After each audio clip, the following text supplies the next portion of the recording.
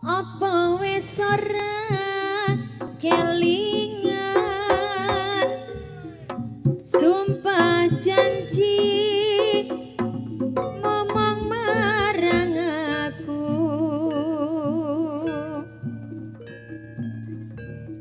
sinaksen lintang rembulan jarene tresnamo kanggo aku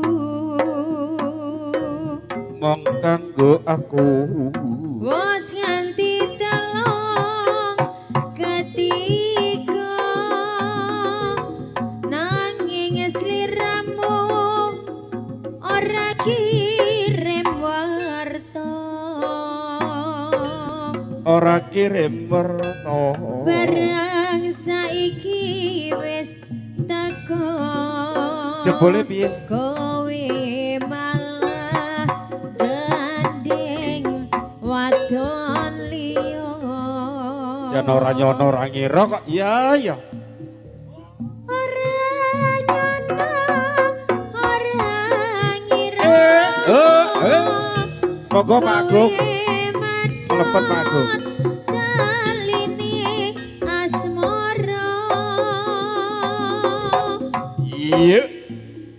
tresnaku kang tulus suci rambut jaga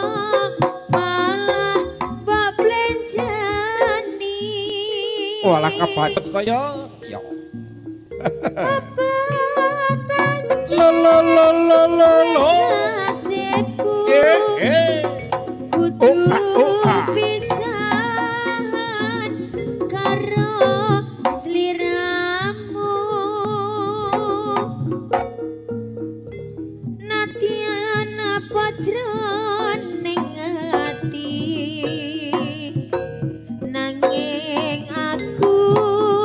ra bisa duweni lila atiku wis lila senajan batinku kaloro-loro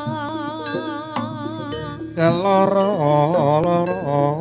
nanging aku ra kuwowo mergo aku wis kebacut tresno mergo aku wis kebacut tresno Lilo sampun kabiarsa napa Pak